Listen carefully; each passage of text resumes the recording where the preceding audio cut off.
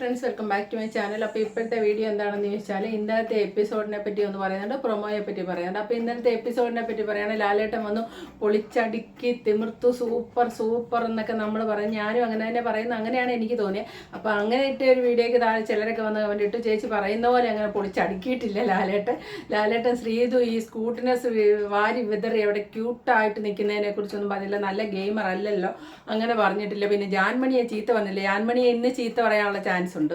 അത് ഇന്നലെ പറഞ്ഞിട്ടുണ്ട്. ജാൻമണിക്കുള്ളത് ഞാൻ വെച്ചിട്ടുണ്ടെന്ന് പറഞ്ഞു വെച്ചാണ് പോയിരിക്കുന്നത്. ഇന്നലത്തെ എപ്പിസോഡിൽ കാണിച്ചില്ലെന്നേ ഉള്ളൂ. അപ്പോൾ ഇന്ന് പറയുമെന്നാണ് തോന്നുന്നത്. ഈ വൈൽഡ് കാർഡ് കയറുന്നതിനിടയ്ക്ക് പറയുമായിരിക്കും. പിന്നെ വേറൊരു കാര്യം, ജാസ്മിൻ എന്ന വ്യക്തി ഈ ഗ്യാസ് ഓംലെറ്റ് ഉണ്ടാക്കിയിട്ട് ആ പാത്രം എടുത്ത ഒരൊറ്റ പോക്കാണ്. സാധാരണ കയറി ഒരു വട്ടമെങ്കിലും അടുക്കള കയറിയ ഒരാളാണെങ്കിലും ഒരു സാധനം ഉണ്ടാക്കി കഴിഞ്ഞാൽ ആ ഗ്യാസ് ഓഫ് ചെയ്യാൻ ഓട്ടോമാറ്റിക്കലി ചെയ്യും. അതുപോലും ശ്രദ്ധയില്ല. ആ കുട്ടി നേരത്തെ തന്നെ അവിടെ പറഞ്ഞിട്ടുണ്ട് അടുക്കള കയറാൻ മടിയാണ് എന്ന് പറഞ്ഞിട്ടുണ്ട്. അപ്പോൾ അവർ ആ രീതിക്ക് വിട്ടിരിക്കുക. പക്ഷേ ഇതെന്തോ ഓംലെറ്റൊക്കെ ഉണ്ടാക്കാൻ വേണ്ടി കയറിയിട്ട് ഗ്യാസ് ഓഫ് ചെയ്യാൻ പോകുന്നു. എന്നിട്ട് അതിൻ്റെ ഒരു എൻഡിൽ ലാലേട്ടൻ ജാസ്മിനാണ് കാണിച്ചു കൊടുത്തിട്ട് ലാലേട്ടൻ ജാസ്മിന് തന്നെ ഒരു ശിക്ഷ അങ്ങനെ കാര്യമായിട്ട് പറഞ്ഞില്ല. എല്ലാവരെയും കൂടെ കൂട്ടി പറഞ്ഞ് നിങ്ങളെല്ലാവരും വീട് ശ്രദ്ധിക്കണാണ്ട് ജിൻഡോ ആണെങ്കിൽ ലാസ്റ്റ് എല്ലാം ശ്രദ്ധിക്കുമെന്ന് പറഞ്ഞു, ശ്രദ്ധിച്ചില്ല എന്നൊക്കെയുള്ള രീതി പറഞ്ഞു. ശരിക്കും പറഞ്ഞാൽ യാസ്മിന് ഇച്ചിരി കൂടെ വേണേൽ ഫയർ ചെയ്യായിരുന്നു. കാരണം യാസ്മിന് കുറച്ചുകൂടെ ശ്രദ്ധ വേണം. ഒരു കാര്യത്തിൽ ആ വീട്ടിൽ ശ്രദ്ധയില്ല. ഈ ഒരു വിഷയം തന്നെയല്ല, ഹൈജീൻ്റെ കാര്യത്തിലാണ് ശ്രദ്ധയില്ല. ഇങ്ങനെ തുമ്മിയെന്ന് പറഞ്ഞത് അതൊരു വലിയ മഹാകാര്യം പോലെ പറയല. തുമ്മിയതാണേലും രണ്ട് കയ്യിലും പാത്രമാണ്. പിന്നെ ജാസ്മിൻ എന്ത് ചെയ്യും എന്ന് ചോദിക്കുന്നവരോടുള്ള ഒരു മറുപടി. രണ്ട് കയ്യിലും കപ്പിരിക്കുമ്പോൾ ജാസ്മിൻ പിന്നെ എങ്ങനെ വാ പൊത്തും? കൈ രണ്ടും കപ്പല്ലേ എന്ന് പറയും. പക്ഷെ ആ തുമ്മൽ വരുമ്പോൾ മുന്നിൽ ഇരിക്കുന്ന ആ ചായപാത്രത്തിൽ നിന്ന് ആ ജാസ്മിൻ അങ്ങോട്ടങ്ങ് നീങ്ങി നിൽക്കാമല്ലോ, നീങ്ങി നിന്ന് തുപ്പാലോ. രണ്ട് കൈ കൊണ്ട് വാ പൊത്തണ്ട, മാറി നിന്ന് തുമ്മാലോ. അത് ജാസ്മിൻ അന്ന് ചെയ്തില്ല. അപ്പോൾ ജാസ്മിൻ്റെ പ്രശ്നം തന്നെയാണ് മുഴുവൻ നേരം മൂക്ക് തൂക്കലും ചായക്കപ്പിൻ്റെ അകത്ത് ഇതിട്ടിട്ട് എടുക്കുന്ന ഹൈജീൻ്റെ ഒരു പ്രശ്നം. പിന്നെ ജാസ്മിൻ അവിടെ ചെയ്യുന്ന ഏറ്റവും വലിയ പ്രശ്നം അനുസരണക്കേട്. അനുസരണ എന്നുള്ളത് 7 അയലക്കത്ത് പോയിട്ടില്ല.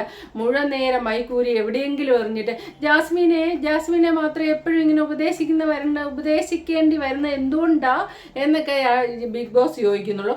മൈക്ക് മാറി നോറയുടെ മൈക്ക് വരെ എടുത്തിട്ട സംഭവമുണ്ട് ജാസ്മിൻ. അപ്പം ജാസ്മിനെ സംബന്ധിച്ച് പിന്നെ ഭാഷാ പ്രയോഗം വളരെ മോശമായിട്ട് പ്രയോഗിച്ചു.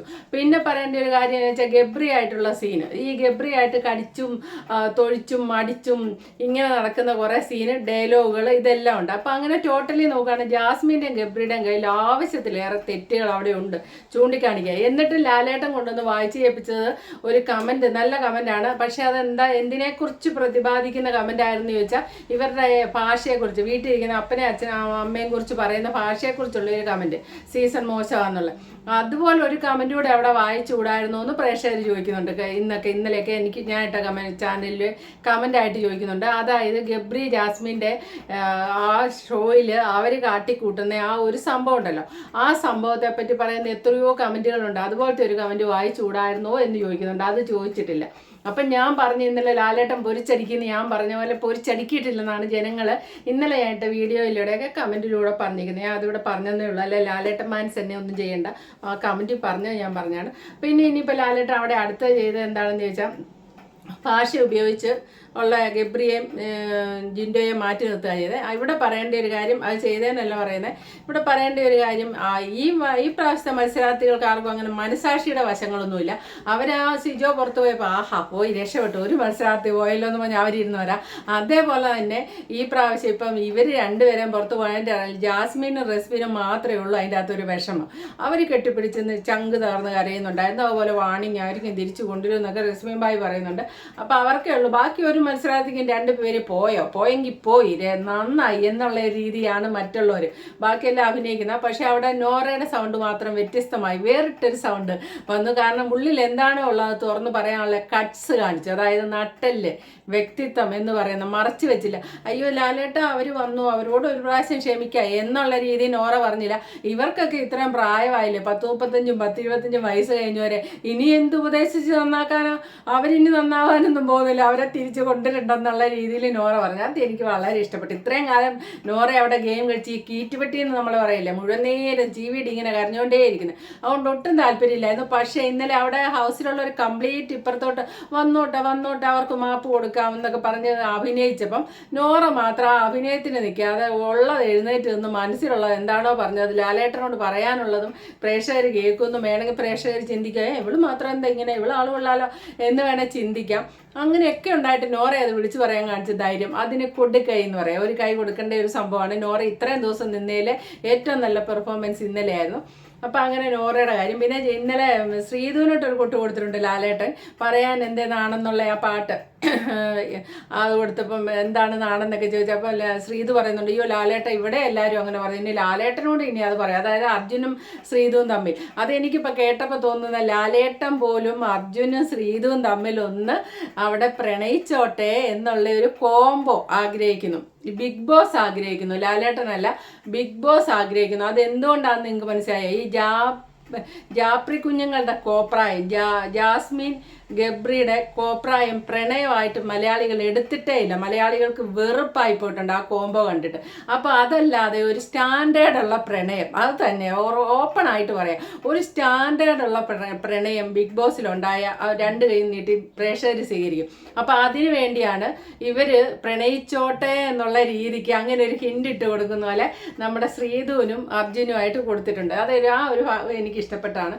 അങ്ങനെ ഇന്നലെ പ്രൊമോയിലെ കുറേ കാര്യങ്ങൾ യമനി ഔട്ടായി അങ്ങനെയൊക്കെ പോയി. ഇനി പറയാനുള്ള ഇന്ന് കാണിച്ച പ്രൊമോയെ പറ്റിയ പ്രൊമോയിൽ നമ്മുടെ സീക്രട്ട് ഏജന്റ് വന്നിട്ട് ഗബ്രിക്കാണ് മാല ഇടുന്നതായിട്ട് തോന്നുന്നു. കാരണം പുറം തിരിഞ്ഞുള്ള ഇത് നമ്മളെ കാണിക്കുമ്പോൾ മുടി കളർ ചെയ്തിരിക്കുന്നത് നമ്മുടെ അരിയണ്ണൻ തന്നെയല്ലേ, അങ്ങനെ എനിക്ക് തോന്നിയത്. അരിയണ്ണൻ മുടി കളർ ചെയ്തിട്ടുണ്ട്, അപ്പോൾ അരിയണ്ണനായിരിക്കും, അല്ല പിന്നെ സെബിനായിരിക്കും, അതല്ല അരിയണ്ണൻ തന്നെയാണെന്ന് എനിക്ക് തോന്നുന്നത്. അപ്പോൾ ഗബ്രിക്കാണ് മാല ഇട്ടിരിക്കുന്നത്. അപ്പോൾ ഗബ്രി ജാസ്മിൻ കോംബോ പൊളിച്ചെടുക്കാനുള്ള ഉദ്ദേശം എങ്ങാണ്ട് അരിയണ്ണൻ ഉണ്ടെന്ന് തോന്നുന്നു. പിന്നെ ജാസ്മിൻ ശരിക്കും പറഞ്ഞാൽ ഇവിടെ പറയേണ്ട ഒരു കാര്യമുണ്ട്, ജാസ്മിൻ അരിയണ്ണനെ ഭയക്കുന്നുണ്ട്, ഓട്ടോമാറ്റിക്കായിട്ട് അത് ഭയക്കുന്നുണ്ട്. കാരണം പുറത്ത് വെച്ച് അവർ ചിലപ്പോഴൊക്കെ കമ്പനിയായിരുന്നു, ചിലപ്പോഴൊക്കെ ശരിക്കും റിവ്യൂ ഒക്കെ ജാസ്മിനെതിരായിട്ട് മറ്റേ ബ്യൂട്ടി പ്രൊഡക്ഷൻ്റെ കാര്യത്തിലൊക്കെ നല്ലതായിട്ട് റിവ്യൂ ഇട്ടിട്ടുണ്ട് സായി.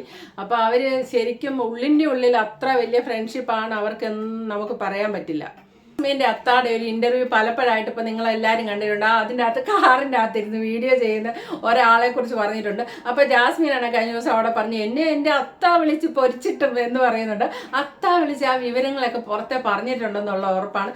അപ്പോൾ അത്ത തീർച്ചയായിട്ടും വാക്ക് പറഞ്ഞു കൊടുത്തിട്ടുണ്ടാകും, നിൻ്റെ ആ ഒരു ആളുണ്ടല്ലോ, ആരാണ് സീക്രട്ട് ഏജന്റ്, ഇവരൊക്കെ ഒരേപോലെ കമ്പനി ആയിരുന്നല്ലോ, ആ കമ്പനി ഉണ്ടല്ലോ, അവൻ നിന്നെ പൊരിച്ചെടുക്കുന്നുണ്ട് എന്ന് തീർച്ചയായിട്ടും പറഞ്ഞിട്ടുണ്ട്. അപ്പോൾ സീക്രട്ട് ഏജന്റ് അകത്ത് കയറുമ്പോഴത്തേന് തീർച്ചയായിട്ടും ജാസ്മിൻ അറിയാം സീക്രട്ട് ഏജന്റ് എന്താണ് ചെയ്തേച്ച് പോകുന്നത്. പിന്നെ ജാസ്മിൻ്റെ ഒരു പ്രത്യേകത നിങ്ങൾ മനസ്സിലാക്കുക, ഒരാളെ വഴക്കുണ്ടാക്കാൻ നോക്കി അയാളെ നശിപ്പിച്ച് നാരായണക്കല്ല് പിടിപ്പിക്കുന്ന പോലെ കയറി ഡയലോഗ് പറയാനുള്ള ഒരു കഴിവും സൗണ്ടും ഉണ്ട് കേട്ടോ, സൗണ്ടും ഉണ്ട്. അല്ലറി പറഞ്ഞ് ആരെ ഫൈറ്റ് ചെയ്യാൻ വരുന്നവരെ നിർത്താനുള്ളൊരിതുണ്ട്. അവസാനം പുള്ളിക്കാരത്തി തോറ്റെന്നെങ്ങാനും പുള്ളിക്കാരത്തേക്ക് തോന്നിക്കഴിഞ്ഞാൽ പിന്നെ ഇങ്ങനെ ഒരു കയ്യടിയുണ്ട്, അത് ശരിക്കും കണ്ടാൽ സൈക്കോ പോലെ നമുക്ക് തോന്നും. അങ്ങനെ കൈയടിച്ച് തോക്കുമ്പോഴാണ് പുള്ളിക്കാരത്തി അങ്ങനെ കൈയടിച്ചൊക്കെ പോകുന്നത്. ജിൻഡോയോടൊക്കെ പറഞ്ഞു ജിൻഡോയൊക്കെ നിലം പരിശാക്കുന്നുണ്ട്. ജിൻഡോയുടെ കുറ്റമില്ലെങ്കിലും പുള്ളിക്കാരത്തിയാണ് ചെയ്യിക്കുന്നത്. അപ്പോൾ സീക്രട്ട് ഏജന്റ് ഇത് എങ്ങനെ കൈകാര്യം ചെയ്യുന്ന അറിയത്തില്ല. എന്താണേലും ഇത് മൊത്തം കണ്ടേച്ച് പോകുന്ന വൈൽഡ് കാർഡ് ചെല്ലുന്ന ഒരാഴ്ച അവരിങ്ങനെ ഒരു രീതി നിൽക്കത്തേ ഉള്ളൂ. കാരണം ഇതെല്ലാം അറിഞ്ഞേച്ചാണല്ലോ ഇല്ല. പിന്നീട് അവരുടെ യഥാർത്ഥ സ്വഭാവം അങ്ങോട്ട് വെളിയിലെടുത്തിട്ട് ഗെയിം അങ്ങ് തുടങ്ങും. ഗെയിം തുടങ്ങാതെ പറ്റില്ല, ഗെയിം തുടങ്ങും. അപ്പോൾ ഇവിടെ സീക്രട്ട് ഏജന്റിന് സത്യം പറഞ്ഞാൽ ജാസ്മിൻ്റെ A തൊട്ട് Z വരെയുള്ള കാര്യങ്ങൾ അറിയാം. ജാസ്മിൻ എന്ന വ്യക്തിയെ A തൊട്ട് Z വരെ കാര്യങ്ങൾ അറിയാവുന്ന ഒരു വ്യക്തിയാണ് സീക്രട്ട് ഏജന്റ്. അതുകൊണ്ട് അങ്ങനെയുണ്ടല്ല, നമ്മളെ പോലെ ഒന്നും അല്ല, എല്ലാ കാര്യങ്ങളും അറിയാവുന്നതാണ്. അപ്പോൾ സീക്രട്ട് ഏജന്റ് ജാസ്മിനിട്ട് അടിക്കാതെ നേരെ ഗബ്രിക്കട്ട് അടിക്കാനാണോ പ്ലാൻ എന്നറിയത്തില്ല. ജാസ്മിനെ അടിച്ചാലും സീക്രട്ട് ഏജന്റിനെ അടിച്ച് നിലത്തിടാൻ പറ്റുമെന്ന് തന്നെയാണ് എൻ്റെ ഒരു വിശ്വാസം. അതിന് മാത്രമുള്ള ഇതുണ്ട്. പിന്നെ ഈ ചിലരൊക്കെ പറയാം കാറിൻ്റെ അകത്തിരുന്ന് ചെയ്യുന്നതുകൊണ്ട് അത്രയ്ക്ക് പറയില്ലേ എന്നൊക്കെ. അത് നിങ്ങൾ ഓർക്കണ്ട. ഉണ്ണിമൂന്തനുമായിട്ടുള്ള ഫൈറ്റിൽ ആ ഭക്തി വിറ്റാണ് ഉണ്ണിമൂന്തൻ പൈസ ഉണ്ടാക്കുന്നുള്ള രീതിയിൽ സീക്രട്ട് ഏജന്റ് പറഞ്ഞപ്പോൾ ആ ഒരു തെറിവിളി നമ്മൾ കേട്ടാണ് ഉണ്ണിമൂന്തൻ്റെ എല്ലാവരുടെയും തെറിവിളി കേട്ട. അതിൽ ഒപ്പത്തിനൊപ്പം സായി നിന്നിരുന്നു ഉണ്ണിമൂന്തനുമായിട്ടും. ഉണ്ണിമൂന്തനെ പോലത്തെ ഒരു ഫിലിം സ്റ്റാറുമായിട്ടും സായി ഒപ്പത്തിനൊപ്പം നിന്നിരുന്നു എന്നുള്ളത് നമ്മൾ കണ്ടാണ്. അപ്പോൾ തീർച്ചയായിട്ടും ജാസ്മിനും ഗബ്രിയോടൊക്കെ അടിക്കുന്ന കാര്യത്തിൽ സായി പുറകോട്ട് പോകുമെന്നൊരു ചിന്ത നിങ്ങൾക്ക് വേണ്ട. അങ്ങനെ ചിലരൊക്കെ ഒരു സംശയം എന്നോട് ചോദിക്കാറുണ്ട്, അങ്ങനെ ഒരു സംശയം വേണ്ട. അത് അവരെ അടിക്കണമെന്നാണ് തീരുമാനിച്ച് പോകുന്നെങ്കിൽ അടിച്ചിടുക തന്നെ ചെയ്യുമെന്നാണ് എൻ്റെ ഒരു വിശ്വാസം. അപ്പം നോക്കുവാണെങ്കിൽ ജാസ്മിൻ ഉള്ളിൻ്റെ ഉള്ളിലൊന്ന് ഭയപ്പെടുന്നുണ്ട്. സീക്രട്ട് ഏജന്റ് വരുമോ, സീക്രട്ട് ഏജന്റ് വന്നാൽ എങ്ങനെ കൈകാര്യം ചെയ്യും എന്നുള്ളതിൽ ഒരു ജാസ്മിൻ ഒരു ഞെട്ടലുണ്ടായിരിക്കും എന്ന് തന്നെയാണ് എനിക്ക് തോന്നുന്നത്. പിന്നെ ഈ റിയാസും ഒക്കെ കയറി ചെന്ന പോലെ ആ സീസൺ 4ൻ്റെ ഒരു ആവർത്തനം അത് കാണാൻ പറ്റുമെന്ന് തന്നെ തോന്നുന്നു. ഈ പ്രാവശ്യം വൈൽഡ് കാർഡ് മറ്റുള്ള ആരെയും നമുക്ക് അത്ര പരിചയമില്ല. ആരെയാണ് നന്ദന ഒന്നും നമുക്ക് പരിചയമില്ല. നന്ദന ഫോട്ടോ ഇടുന്നത് ജിൻഡോയാണ്. ജിൻഡോയെ ആണോ പുള്ളിക്കാരത്തിൽ നോട്ട് ഇട്ടിരിക്കുന്നത് അറിയില്ല. പിന്നെ ഇന്നലെ എടുത്തു പറയേണ്ട വേറൊരു കാര്യം ഇതിൻ്റെ ഇടയ്ക്കുണ്ടായി. ഞാനൊക്കെ വീഡിയോ ചെയ്ത് പോകുന്നിരുന്ന ഒറ്റപ്പെടൽ തന്ത്രമാണ് ജിൻഡോ പ്രയോഗിക്കുന്നത്. ജിൻഡോ അങ്ങനെ രജിസാറിൻ്റെ സീസൺ കോപ്പി അടിക്കുകയാണ് ഇങ്ങനെയൊക്കെ ഞാൻ പറഞ്ഞിട്ടുണ്ട്. പക്ഷേ ഇന്നലെ ആ ഹൗസിലുള്ളവരുടെ പെരുമാറ്റം കണ്ടപ്പോൾ ശരിക്കും ഒരു സങ്കടം തോന്നി. നേരെ തിരിച്ചു പറയാൻ എനിക്ക് തോന്നി. അതെന്താണെന്ന് ചോദിച്ചാൽ, ലാലേട്ടൻ പുറത്താക്കിയതിന് ശേഷം തിരിച്ചു കയറിയ ജിൻഡോയെ അവിടെ ഒരാളും മൈൻഡ് ചെയ്തില്ല. ഒരാൾ പോലും ഇയാൾ എന്താണ് ജമുനയെ പോവുകയും കൂടി ചെയ്തത്. ജമുനയ്ക്ക് എന്തോ ഒരു ശകല സോഫ്റ്റ് ഓണർ ജിൻഡോയോടെ ഉണ്ടായിരുന്നു. പിന്നെ അൻസിബ ഒരു ശകലം മയത്തി സംസാരിക്കുന്ന അൻസിബ ഇന്നലെ മാലയിട്ട് കൊടുത്തായിരുന്നു. അൻസിബയ്ക്കും ഇപ്പോൾ ഉള്ള ഇഷ്ടം പോയിട്ടുണ്ട്. പിന്നെ തിരിച്ചു കയറിയിട്ട് ആ മനുഷ്യനെ ഒരാൾ പോലും മൈൻഡ് ചെയ്തിട്ടില്ല. കൊലപാതകം ഒന്നും അവിടെ ജിൻഡോ ചെയ്തിട്ടില്ല. പിന്നെ അതുപോലെ തന്നെ ഈ ഗബ്രിയും ജിൻഡോയും പുറത്താക്കാൻ വേണ്ടി ആ വാതിക്കലൊക്കെ എത്തുമ്പം പുറത്തായെന്നുള്ള രീതിക്കായതുകൊണ്ട് ജിൻഡോ പറയുന്നുണ്ട് നിങ്ങളെല്ലാവരും നന്നായിട്ട് കളിക്കണം എന്നൊക്കെ പറയുമ്പോൾ അയാളുടെ വാക്കുകൾ കേൾക്കാനോ അതിനൊന്നും ആരും നിൽക്കാത്ത പോലെ എനിക്ക് തോന്നിയത് കേട്ടോ. ഇത്രയധികം അവോയ്ഡ് ഈ പ്രാവശ്യം ജിൻഡോ മേടിച്ചെടുക്കുന്നുണ്ട്. അത്രയ്ക്ക് വലിയ തെറ്റ് ജിൻഡോ ചെയ്യുന്നുണ്ടോ? അപ്പോൾ ഒറ്റപ്പെടൽ തന്ത്രം ജിൻഡോ പ്രയോഗിക്കുന്നല്ല, ഇവർ ഒറ്റപ്പെടുത്തുന്നതാണെന്നുള്ള ഒരു സത്യം ഇന്നലത്തെ എപ്പിസോഡിൽ എനിക്ക് തിരിച്ചറിയാൻ പറ്റി. അപ്പോൾ ഇത്രയൊക്കെ ഉള്ളൂ പൊതുവെ ഇങ്ങനെ പറയാനുള്ള വിശേഷങ്ങൾ. ഓക്കെ, ഇനി നമുക്ക് പ്രൊമോ ഒക്കെ കണ്ട് മനസ്സിലാക്കാം എന്തൊക്കെയാണ് നടക്കുന്നത്. അപ്പോൾ ഇന്നത്തെ എപ്പിസോഡ് ഒരു കിടിലൻ എപ്പിസോഡായിരിക്കും. ഒന്നാമത് ജാൻമണിയെ പൊരിക്കാനുള്ള ചാൻസ്, രണ്ടാമത് ഇവർക്കൊരു നല്ല ഇൻട്രോ അല്ലേ കൊടുക്കുന്നത്. ആദ്യമായിട്ട് ഒരു വൈൽഡ് കാർഡ് കയറുന്ന പോലെ അല്ലല്ലോ, ആദ്യമായിട്ട് വരുന്ന പോലെ ഡാൻസും ഇതുമൊക്കെ ആയിട്ടല്ല. അത് ഈ ഒരു സീസണിൻ്റെ ഗുണം എന്ന് പറയാം. എന്താ വെച്ചാൽ ഇതിൻ്റെ അകത്ത് നിൽക്കുന്ന മത്സരാർത്ഥികൾ വെറും പാഴായതുകൊണ്ട് വാഴയായതുകൊണ്ടാണ് ഈ വൈൽഡ് കാർഡിന് ഇത്രയും നല്ല സ്വീകരണം കൊടുക്കുന്നത്. Okay, thank you for watching. അടുത്ത വീഡിയോ കാണാം. ആദ്യമായിട്ട് ആരെയും കാണുന്നുണ്ടെങ്കിൽ ഈ ചാനൽ ഒന്ന് സബ്സ്ക്രൈബ് ചെയ്യാൻ മറക്കല്ലേ. ഓക്കെ.